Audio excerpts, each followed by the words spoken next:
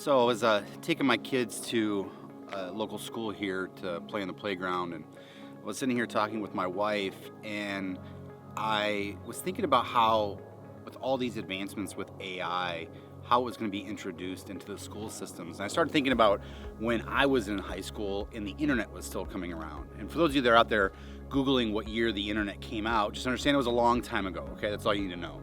But it was something that I thought, like, when the internet was first coming out, we didn't really know how it was going to impact the school systems. There wasn't like blogging going on, and so it's not like you could just get online to read how the internet was going to affect things, because there was no such thing out there like that. And so we had to rely on news to be able to give us that information. And so I don't really remember how the internet really changed the school systems, but I start to wonder how AI is going to affect things. And I know there's been a lot of talk about how maybe AI is ruining how students learn.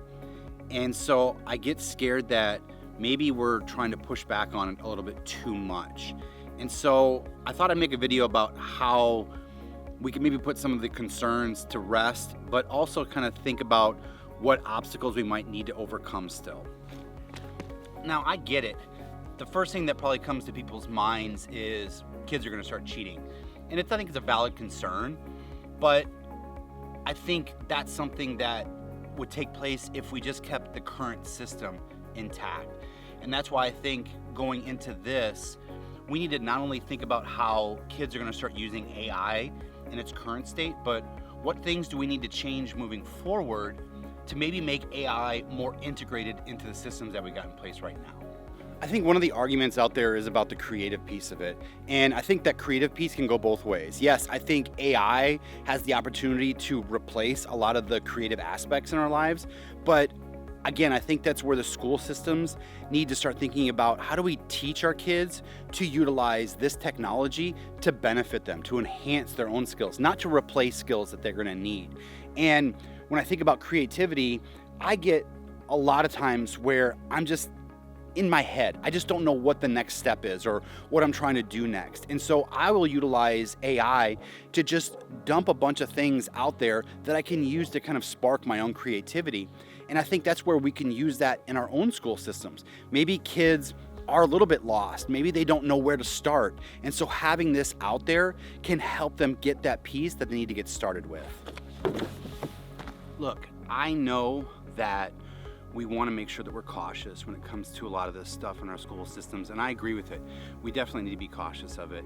And I think with AI, there's a lot of caution that's out there right now just because we don't know what's going to happen with it. We don't know what AI is going to start to replace. And I don't know if we're at that point where we need to worry about it as much. And I think if we start to think about how we can utilize AI to enhance our abilities, and that's where, like, in the school systems, in its current state, if we're asking kids to write papers, do research, things like that, yeah, I think that's going to be replaced very easily with AI. And so how do we make sure that our kids are getting the same skills necessary in order to still do those tasks? But again, that's the thing, is like research is different nowadays, and with AI it's going to be even different. With back in the day, before internet was out there, people had to find libraries with encyclopedias and reading materials that they could go through. Now we have the internet. It's just easier to do that. You can get online and start searching that stuff. And then with AI, it's going to even be easier to do that stuff. So what do we do to change it? How do we look at our current curriculum and see what are the adjustments that we can make going forward so that they can utilize these skills, these technologies, and still be able to get the skills necessary in order to make them a successful person down the road? And you know, I think also teachers are going to start thinking about this a little bit differently too, because I mean, at the end of the day, what does a teacher's job do differently with AI? And it's not about replacing teachers, because I think even when thinking about it right now, maybe it would be easy for some duties that the teachers do right now to be easily replaced. Like, do you really need to grade papers when you can just feed it into AI? It would grade it for you. And then again, like, how do you train it? Because when kids sometimes give answers, maybe it's not the fullest of answers. And so you want to be able to have some sort of leeway to say, like, hey, you weren't exactly right on that answer, but you were close enough, and I want to give you credit for that closeness. Can AI adjust to that? I'm sure it could be. It's a learning model, so maybe it could adjust to it. But again, that's something to think about. But at the end of the day though, when it comes to the jobs of the teachers, I think this is where maybe a lot of the time that teachers are spending their time, I know a lot of teachers after school, that's when they start to do their grading of papers. And so maybe this helps them free up some of that time so that they can teach their kids a little bit differently, a little bit better, because they know they don't have to spend the rest of their evening kind of with these admin tasks. I think at the end of the day, it's not about sheltering our students from this stuff.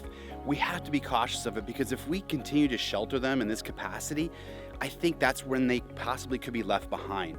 And I don't want any kid to miss out on career opportunities because we were scared of new technology that was coming out.